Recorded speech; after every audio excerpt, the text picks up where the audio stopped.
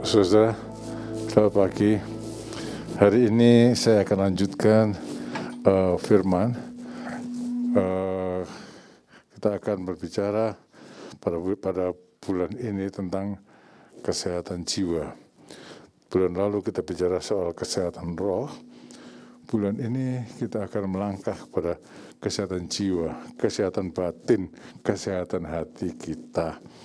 Saudara, di dalam 1 Samuel pasal yang ke-30 ayat 1 sampai ayat yang ke-15, di situ ada satu cerita. Bagaimana orang yang sehat batinnya, bagaimana orang yang sehat hatinya itu mengalahkan masalahnya. Sekarang ini kita lagi diperhadapkan pada banyak masalah. Ya, tadinya saya kira tahun ini kita sudah tidak ribut dengan COVID gitu ya.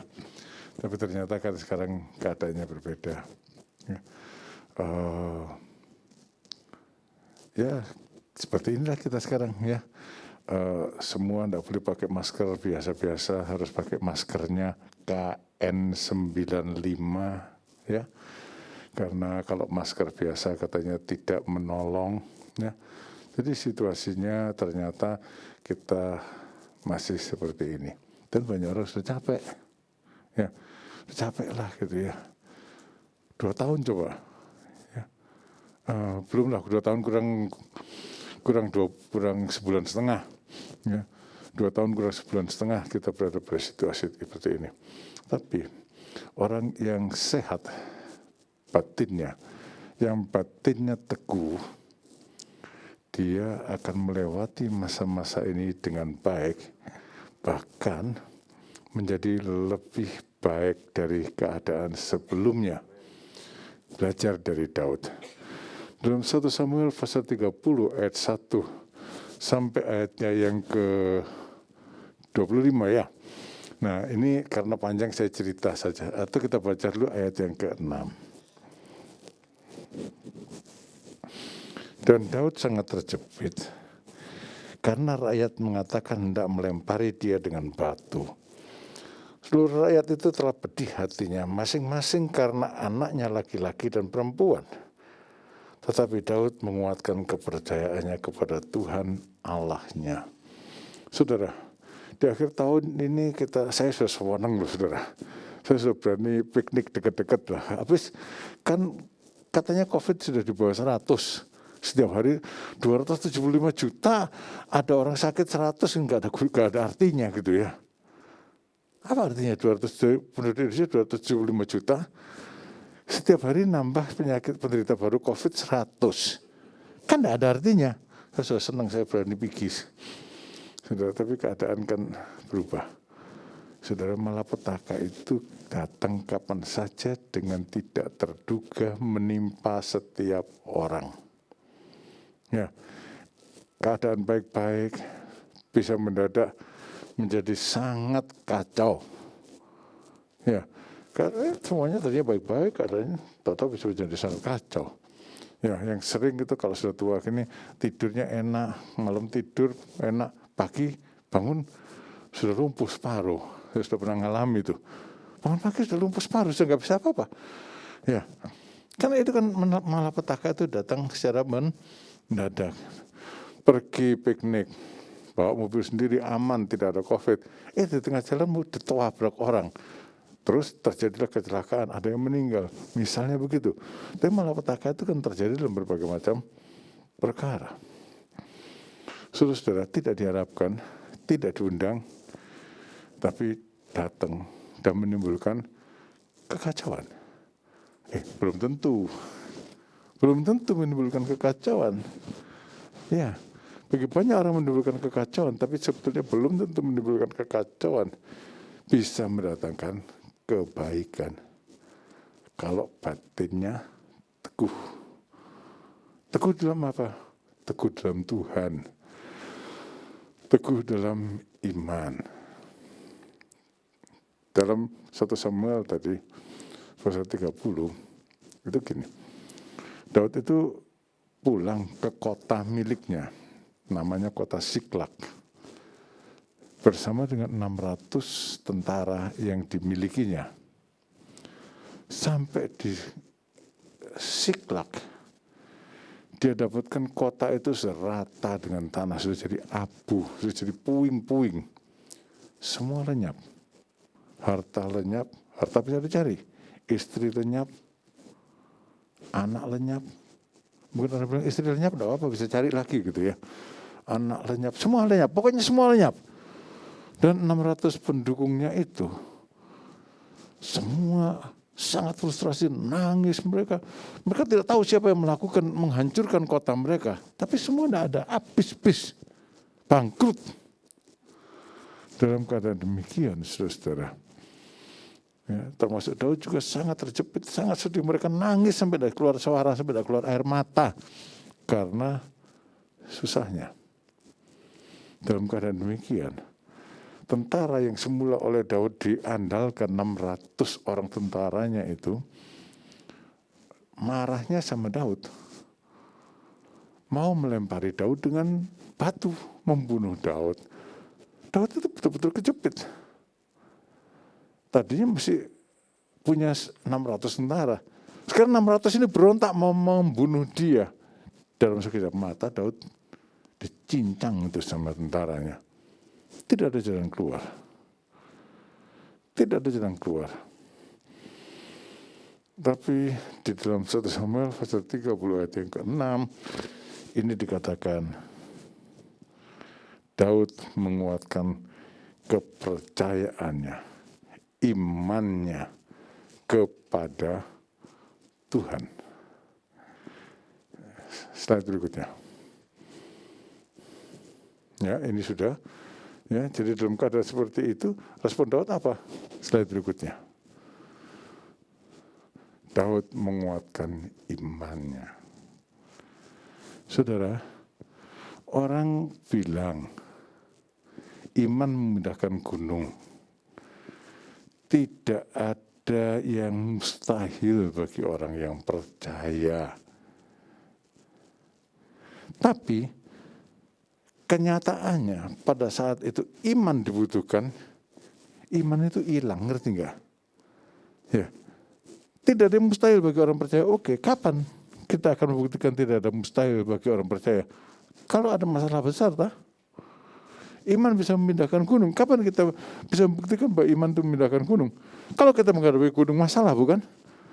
Tapi pada waktu kita menghadapi gunung masalah, seperti anak buah Daud yang 600 itu, mereka kehilangan imannya. Waktu dibutuhkan, imannya tidak ada. Tidak tahu keselip di mana. Waktu dibutuhkan mujizat, imannya tidak ada. Lalu kita bilang mati aku. Kan gitu. Ini gimana tante, ini gimana om? Kita kehabisan akal.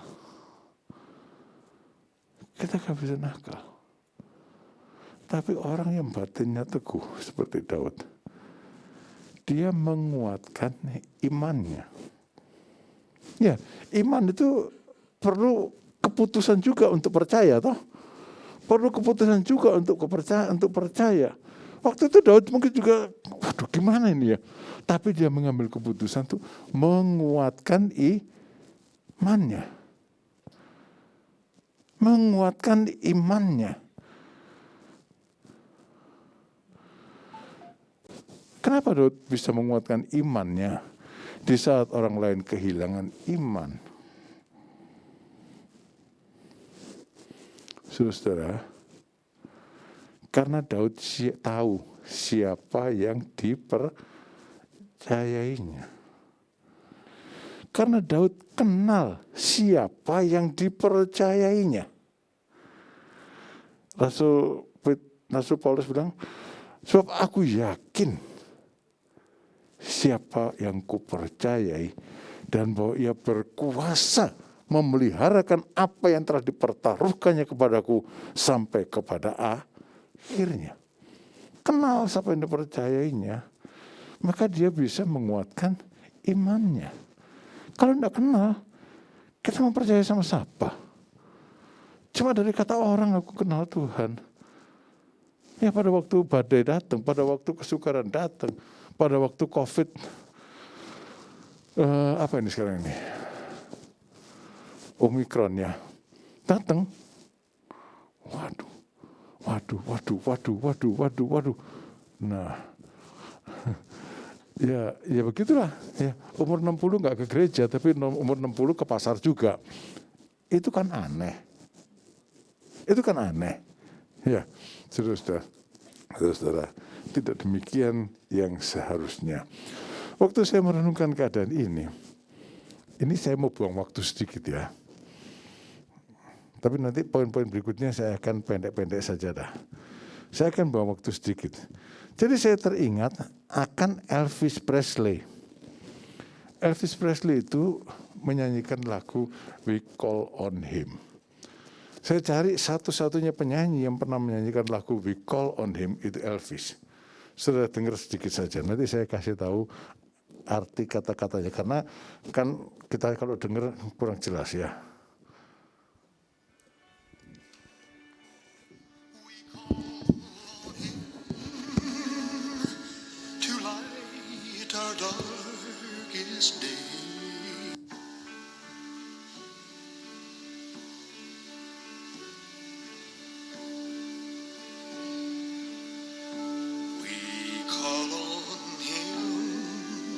Kita berseru padanya pada saat kita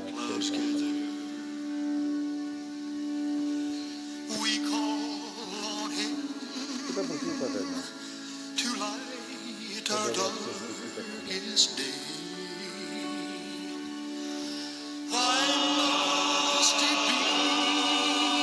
kenapa sih hanya kalau kita dalam masalah? Kenapa sih kalau kita sudah tidak punya pengharapan, baru kita berseru padanya?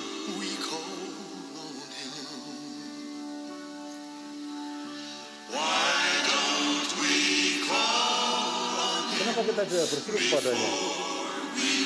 Waktu keadaan baik-baik saja, menghitung berkat kita dan bersyukur padanya selama keadaan masih memungkinkan. Saudara-saudara kan gitu. Kalau keadaan baik-baik, kita tidak doa. Kita jauh dari Tuhan. Ditanya, minggu kenapa nggak gereja? Saya ke sana om, saya ke sana tante. Repot ke sana kemari. Nah, pada waktu malapetaka datang, kita tidak tahu kita mesti kemana. Kita tidak tahu siapa yang mesti kita percayai.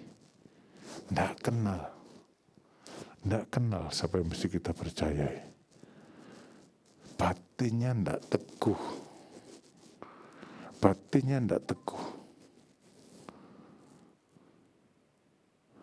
Tapi tidak demikian dengan Daud. Waktu keadaan baik-baik saja, dia melihat langit buatan tangan Tuhan dan dia mempermuliakan namanya. Waktu keadaan baik-baik saja, dia mengingat perbuatan Tuhan di masa lalu dan memuji Tuhan. Ya, waktu keadaan baik-baik saja, ya, dia berkata, haleluya, pujilah Tuhan. Dia kenal Tuhannya. Lalu dia tahu, Tuhan itu bisa dipercaya. Tuhan itu bisa dipercaya. Kalau kita punya seorang yang bisa kita percayai untuk mengurus sesuatu, kita tenang meskipun situasinya sulit. Satu hari saya pernah kena satu masalah besar. Ya, saya pikir memang bukan salah saya, tapi saya kena masalah besar. Kurus badan saya itu bertak lama, tapi lumayan. Ada yang saya percayai.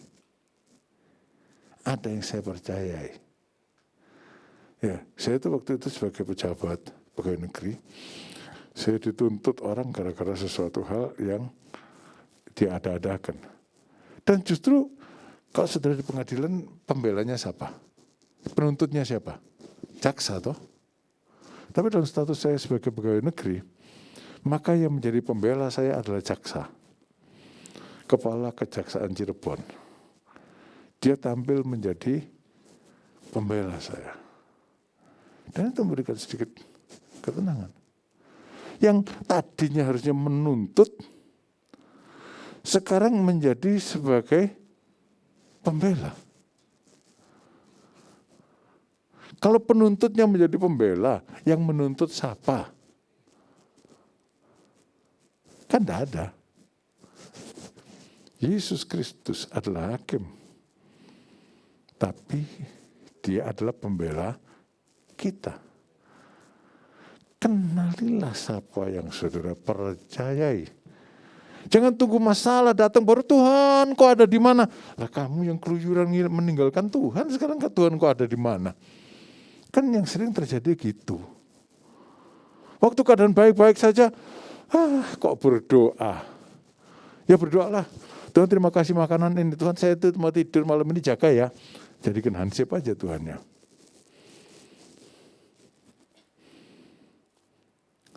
Tapi kalau kita mengenal Tuhan, kita bisa kita tahu bahwa dia bisa dipercaya untuk mengatasi, untuk memimpin kita melewati masa-masa yang sulit. Itulah Daud.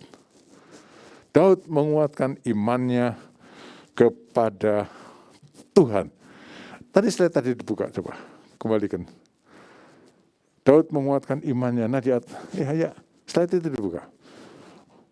Orang yang kembalikan ke slide sebelumnya.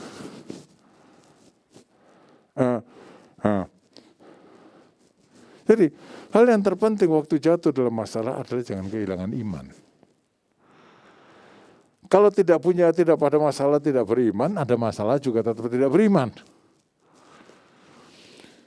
Orang yang kehilangan imannya akan memilih jalan yang salah atau sesat, apa saja yang dianggapnya bisa mengatasi masalah dihalalkannya. Kedukun juga boleh. Ya, kedukun juga dilakukan. Suatu hari saya pernah diminta mendoakan seorang anak di rumah sakit Pertamina, bukan dari gereja ini. Anak itu sakit, kepalanya besar, sakit dan saya mendoakannya. Oke, saya tidak kenal siapa dia, pokoknya saya dipanggil diminta doa ya, sudah datang aja. Waktu itu saya masih muda, ya muda-mudanya gimana gitulah ya, tapi nggak seperti sekarang ini sudah begini ya. Nah, saya berdoa. Dan pulang doa itu saya sakit, kepala saya luar biasa. Betul, saya rasakan kepala itu sakit luar biasa. Saya pikir ada apa sih ini ya? Nah, ternyata orang ini anaknya sakit itu larinya ke dukun. Ke dukun ongkok, ke pendeta ongkok, tapi ke Tuhan pasti tidak. Karena Tuhan tidak mau diduakan. Menghalalkan segala cara. Terus, tapi Daud memutuskan untuk tetap percaya pada Tuhan. Karena itu dia tidak mencari alternatif lain. Bagi orang yang beriman, hanya ada satu pilihan, yaitu Yesus. Saya bilang, saya tidak mau kena COVID. Tapi saya tidak mau kena COVID di pasar. Saya tidak mau kena COVID di mall. Saya tidak mau kena COVID di mana-mana. Ya, kalaupun ternyata akhirnya kena COVID juga di gereja, puji Tuhan. Ya, puji Tuhan kalau memang kena COVID-nya di gereja. Tapi saya percaya ada kuasa Tuhan. Sampai hari ini belum ada satupun dari antara kita kena COVID di gereja. Belum ada satupun kena COVID di gereja. Tuhan itu kan mengatasi COVID. Saudara, saya lanjutkan. Karena Daud tidak kehilangan imannya, maka dia bisa mengambil keputusan sesuai dengan imannya. Nggak ngawur keputusannya. Slide berikutnya. Ya.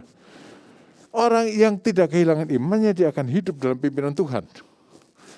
Dalam 1 Samuel 30:7-8, lalu Daud memberi perintah kepada Imam Abiatar bin Abimelek, bawalah efod itu kepadaku. Maka Abiatar membawa efod itu kepada Daud. Kemudian bertanyalah Daud kepada Tuhan, doa, haruskah aku mengejar gerombolan itu? Akan dapatkah mereka kususul? Dan Tuhan berfirman kepadanya, kejarlah, sebab sesungguhnya engkau akan dapat menyusul mereka dan melepaskan para tawanan. Prinsipnya apa? Kalau orang tidak kehilangan imannya, dia akan berdoa. Tanya sama Tuhan. Tanya pada Tuhan. Tuhan jawab, dia mendengar. Kenapa gitu? Kalau saya doa kok Tuhan tidak mendengar? Lah wong kamu tidak akrab sama Tuhan. Tuhannya ada di mana? Yang kau tanya itu ada di mana? Waktu senang tidak berdoa, waktu susah tanya Tuhan, Tuhannya ada di mana? Kita sudah jauh meninggalkan Tuhan. Kita sudah jauh meninggalkan Tuhan. Kalau orang akrab dengan Tuhan, dia bertanya dan dia tahu Tuhan jawab. Dia bertanya dan Tuhan menjawab. Dia tahu kalau Tuhan menjawab. Dan itu tidak susah untuk mendengarkan Tuhan menjawab kalau kita akrab dengan Tuhan. Wong Tuhan itu bukan rekayasa. Tuhan itu kan beneran. Iya, masih enggak kelihatan mata. Tuhan itu beneran.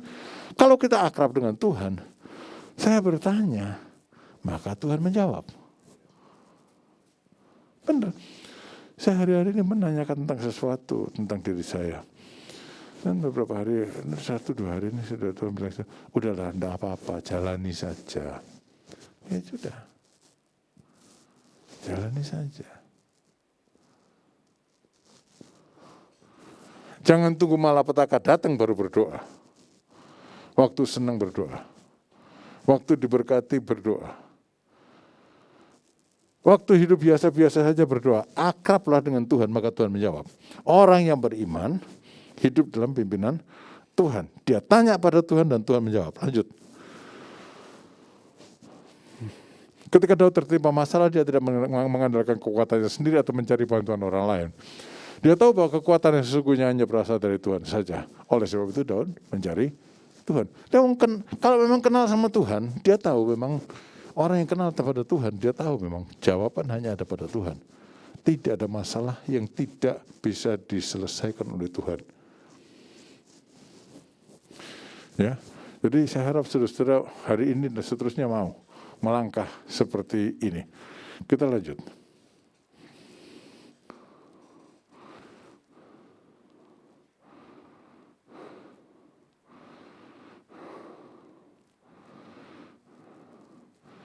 Ya. Terus Tuhan jawab. Kalau Tuhan jawab ya lakukan. Hidup dalam tindakan yang nyata.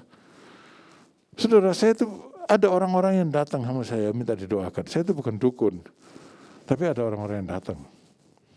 Nah, dan kadang-kadang Tuhan berbicara tentang seseorang. Suruh dia harus begini, dia harus begini. Saudara, saya ngasih tahu 10 orang, belum tentu satu yang taat. Tapi satu yang taat ini selamat. Ya. Tapi 1-2 yang taat ini selamat. Ya, satu hari saya berkhotbah di satu kota di Jawa Tengah. Selesai khotbah, ada seorang perempuan bilang sama dia tanya, ini suruh mampir rumah saya. Saya mampir, dia ternyata ada masalah, dan saya berdoa, dan saya bilang, ya udah rumahnya dijual aja. Saya pulang. Beberapa tahun kemudian saya balik ke sana, dan saya ketemu orang itu ternyata datang, ayo makan nih sama saya aja. Dan dia cerita, rumahnya memang terjual dengan harga yang baik. Tapi pada kali lain Tuhan bilang, jangan jual rumahnya. Nggak nurut, rumahnya dijual dengan harga rugi. Saudara-saudara, orang yang sungguh-sungguh bertanya kepada Tuhan, hidup dalam tindakan yang nyata. Tidak mengabaikan suara Tuhan. Saya bukan dukun, nggak dituruti ya, apa-apa, saya nggak rugi kok. Ya, nah, dan tindakan yang nyata yang lain pada Daud adalah untuk menuruti perintah Tuhan toh. Nah, pada Daud situasinya beda. Mana tadi slide-nya? Kemudian mereka menemui seorang Mesir di padang, lalu membawanya kepada Daud. Mereka memberi dia roti, lalu makanlah ia. Kemudian mereka memberi dia minum air dan memberikan kepada sepotong kue ara dan 2 buah kue kismis. Dan setelah dimakannya ia segar kembali, sebab ia tidak makan dan minum selama 3 hari 3 malam. Saudara, ini hidup dalam tindakan yang nyata. Tindakan nyata apa? Tuhan bilang kejarlah. Tapi ada perintah Tuhan juga toh, yang ada di firman Tuhan, yang ada dalam Alkitab, yaitu jangan biarkan orang dalam keadaan, harus menolong orang yang sedang berada dalam keadaan susah. Ya, jangan tutup mata terhadap orang lain dalam keadaan susah. Waktu itu Daud pergi mengejar orang musuhnya itu tidak tahu kemana, mungkin ya mengikuti jejak saja dia menemukan seorang yang setengah mati di padang gurun. Pakai pakaian budak. Budak zaman dulu nggak berharga. Daud bisa saja bilang, sudah biarin aja kita buru-buru kok nolong orang mau mati lagi. Daud bisa gitu. Tapi dia tahu perintah Tuhan. Kalau kamu, jangan kalian lihat orang. Kalau kamu lihat keledai orang, keledai musuhmu, ya, terjerumus ke dalam sumur, tolong dia. Jangan biarkan saja, apalagi ini orang. Jangan bilang, mau saya sendiri lagi susah kok. Tapi Daud enggak, dia lakukan, hidup dalam tindakan yang nyata. Dia tolong orang itu. Ini kan lagi buru-buru mengejar. Musuhnya sudah jauh apa, larinya enggak tahu. Dia lagi buru-buru, tapi dia menolong orang ini dulu. Buang waktu untuk menolong orang ini. Buang tenaga. Saudara-saudara, hidup dalam tindakan yang nyata. Slide berikutnya. Berbuat baik mengalihkan pikiran kita dari perasaan mengasihani diri sendiri. Berbuat baik membuat kita tidak terfokus pada masalah kita. Dengan berbuat baik kita menyadari bahwa kita masih dapat menjadi berkat buat orang lain. Daud tetap menjadi berkat meskipun dia sedang tengah masalah. Inilah ciri orang yang batinnya kuat. Ya, jadi perintah Tuhan lakukan. Sehubungan dengan masalahnya, lakukan. Sehubungan dengan kehidupannya sebagai orang beriman, lakukan. Hidup jadi berkat itu kan kewajiban saya, karena disuruh oleh Tuhan. Kewajiban saudara, karena disuruh oleh Tuhan. Kalau kita hidup menjadi berkat, kita tidak mengasihani diri. Orang yang mengasihani diri menjadi pahit hati. Ya, mengeluh aja kerjanya setiap hari. Kalau mengeluh masih nggak apa-apa, ngomel. Nah, kalau ngomel Tuhan marah. Pasti Tuhan akan marah kalau kita ngomel sama Tuhan. Hiduplah dalam tindakan yang nyata.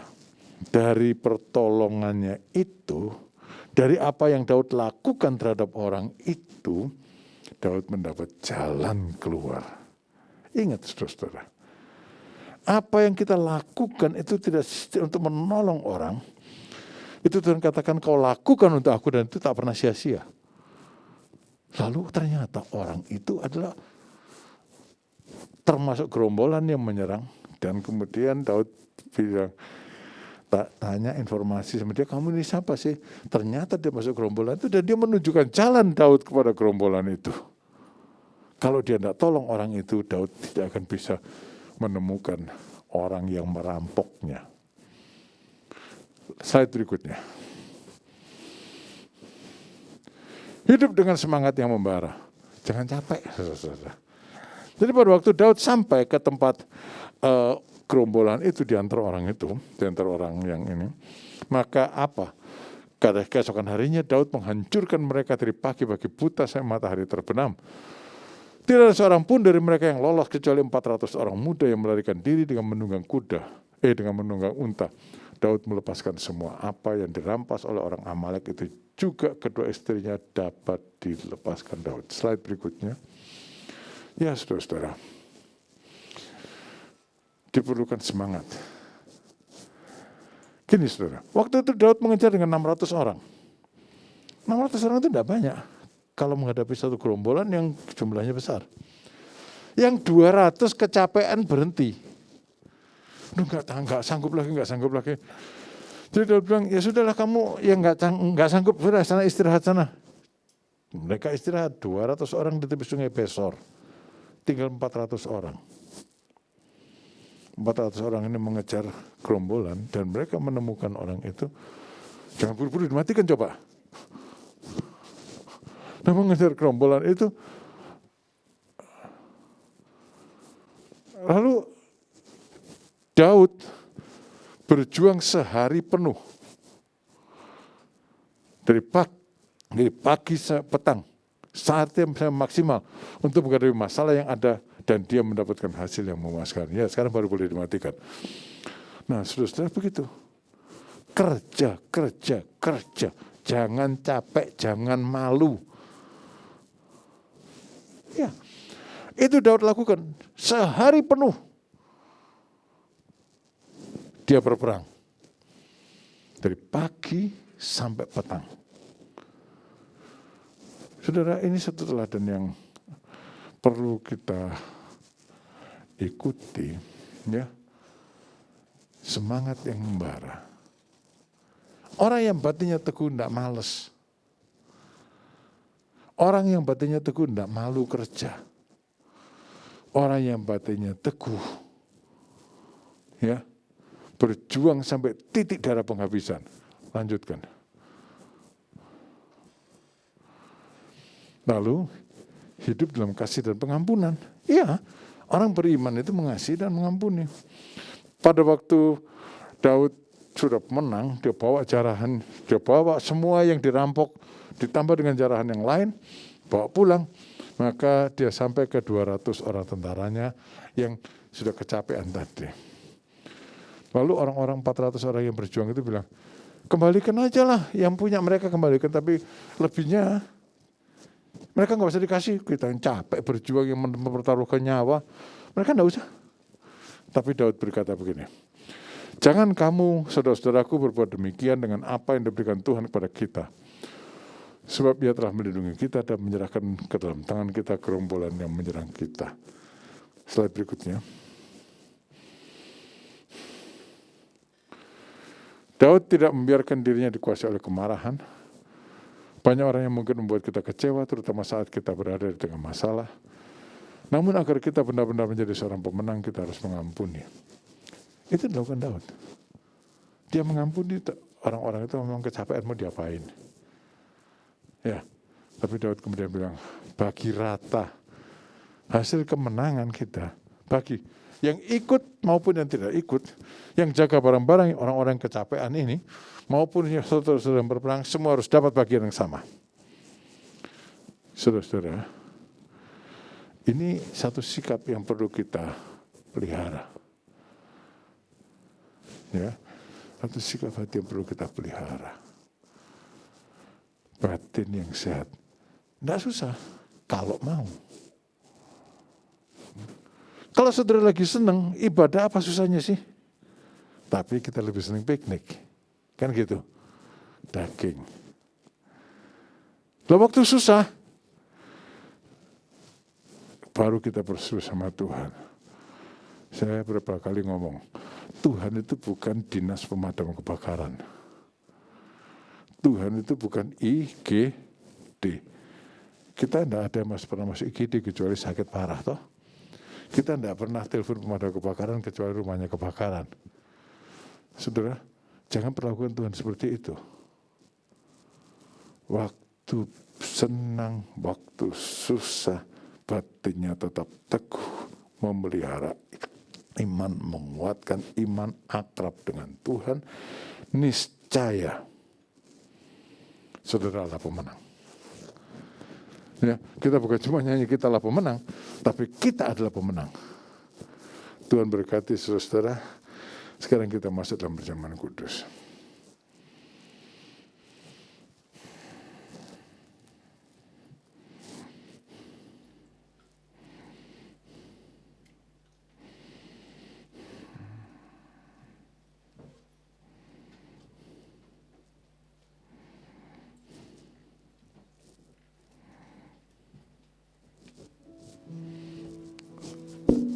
Mari.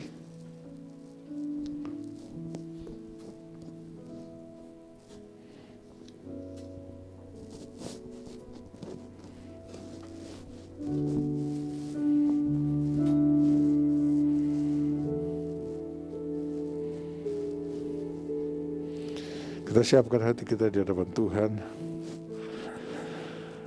di hadapan hadirat-Mu Tuhan, yang mengasihi kami sampai pada akhirnya, penolong yang kami percayai, Tuhan yang kalau kami ikuti dalam keadaan senang, dalam keadaan susah, adalah Tuhan yang membawa kami ke dalam kemenangan. Kami percaya kepadamu bahwa Engkau menebus dosa kami. Waktu kami masih berdosa, Engkau sudah mati bagi kami. Terlebih juga setelah kami percaya kepadamu, maka Engkau memeliharakan kami dari segala yang jahat. Karena itu kami pada pagi hari ini masuk ke dalam perjamuan kudus untuk mengingat kembali kasih karunia-Mu dalam hidup kami. Untuk mengingat kembali kematian-Mu sampai Engkau datang yang kedua kalinya. Kematian yang menghidupkan kami. Kematian yang mengampuni dosa kami. Dalam nama Yesus Kristus kami berdoa. Amin. Ya, terimalah roti dan anggur ini yang menggambarkan tubuh dan darah Kristus yang telah dikorbankan bagi kita.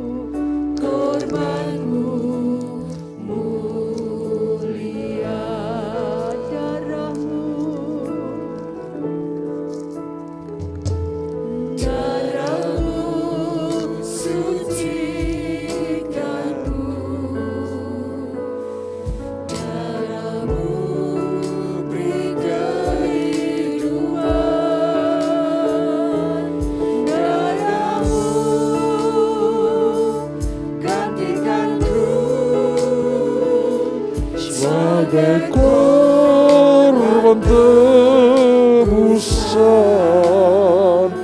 sucikanku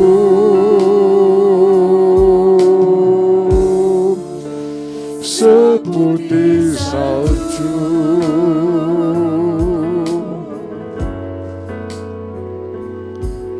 Yesusku, korban-Mu mulia.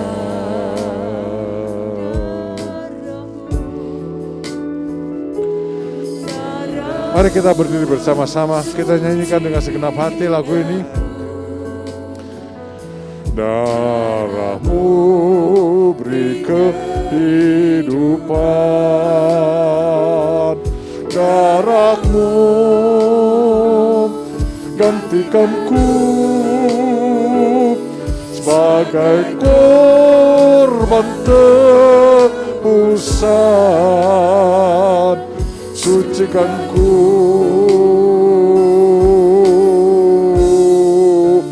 seputih salju.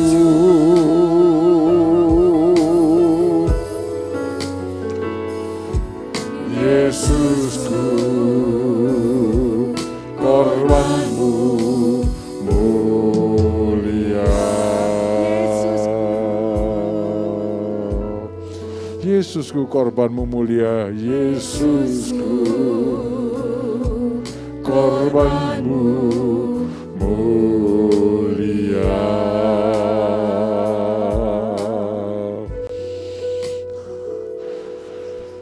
Saudara, kita tidak cuma memperingati Yesus yang korbannya mulia, tapi Yesus yang berkorban bagi saudara. Yesus yang berkorban bagi saya. Karena itu marilah dengan ucapan syukur, dengan segenap hati, memandang kepada Dia yang telah berkorban, agar kita hidup, agar kita diampuni dosanya. Kita masuk dalam perjamuan kudus ini, kita angkat roti ini di tangan kanan kita, Saudara-saudara, dengar apa yang Tuhan Yesus katakan, apa yang dituliskan dalam firman Tuhan. Sebab apa yang telah aku teruskan kepadamu telah aku terima dari Tuhan, yaitu bahwa Tuhan Yesus pada malam waktu ia diserahkan mengambil roti, dan sesudah itu ia mengucap syukur atasnya, ia memecah-mecahkannya dan berkata, inilah tubuhku yang diserahkan bagi kamu, perbuatlah ini menjadi peringatan akan aku. Dengan mengingat Tuhan Yesus itu, kita makan roti ini dalam nama Tuhan Yesus Kristus.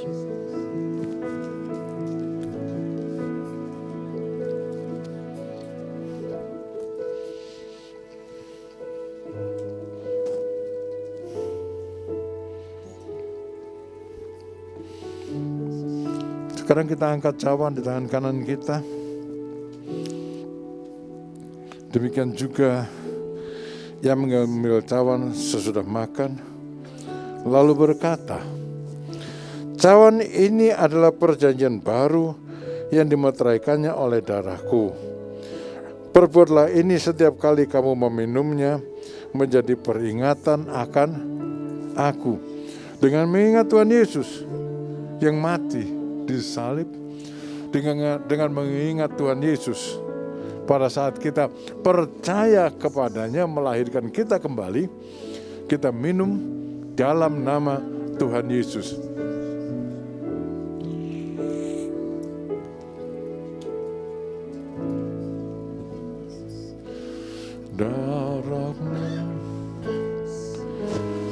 Darahmu sucikanku, darahmu beri kehidupan, darahmu gantikanku sebagai korban tebusan, sucikanku seputih salju.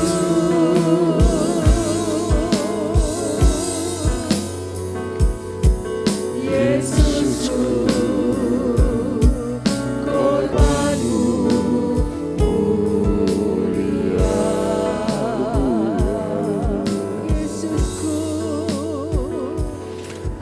Yesusku, korbanmu mulia. Bapa di surga, dalam nama Yesus Kristus, Engkau adalah Bapa kami. Kami bersyukur. Kami bersyukur. Oleh korban-Mu, kami terpelihara. Oleh korban-Mu, kami hidup. Oleh korban-Mu, kami diselamatkan. Dan kiranya Tuhan, Engkau menolong kami untuk hidup senantiasa dalam iman ini. Dalam keadaan senang maupun susah. Dalam segala keadaan kami memelihara persekutuan dengan Engkau. Tidak melalaikan Tuhan, tidak meninggalkan Tuhan. Tuhan, kiranya firman-Mu berbicara kepada semua jemaat Tuhan, baik yang ada di sini maupun ada di rumah masing-masing, supaya Engkau dimuliakan, supaya semuanya hidup di dalam kemenangan Tuhan situ. Pada pagi hari ini kami berdoa Tuhan, buat saudara-saudara kami yang berulang tahun, kiranya Engkau memberkati saudara-saudara yang berulang tahun ini dalam kelimpahan-Mu, dalam berkat-Mu. Berdoa Tuhan buat setiap saudara-saudara ini yang pada hari ini telah memberikan persembahannya. Engkau menguduskan semua persembahan itu menjadi berkat bagi pekerjaan Tuhan di tempat ini, menjadi berkat dan kemuliaan bagi nama-Mu, menjadi berkat bagi setiap orang yang mempersembahkannya. Engkau juga memberkati akan semua hamba-hamba-Mu yang sudah melayani. Dan urapi juga nanti guru-guru sekolah minggu yang akan melayani pada pukul 10 nanti melayani anak-anak. Urapi kami, tolong kami juga di dalam ibadah yang kedua pagi ini. Tuhan, kiranya Engkau sendiri mau mengarahkan wajah-Mu kepada kami. Engkau dengan tidak memandang segala kelemahan kami. Engkau setia dan tetap setia memberkati dan memelihara kami. Berdoa Tuhan supaya selesai ibadah ini, setiap kami, baik yang di tempat ini maupun di rumah, mau belajar, melangkah, akrab dengan Tuhan dalam segala perkara. Tolonglah kami Tuhan. Dalam nama Yesus Kristus kami berdoa. Dan pada akhirnya saudara-saudara, terimalah kasih karunia dari Tuhan Yesus Kristus dalam kehidupan saudara, kasih sayang dari Allah Bapa melingkupi saudara, dan persekutuan dalam Roh Kudus mempersatukan saudara dari saat ini sampai selama-lamanya. Amin.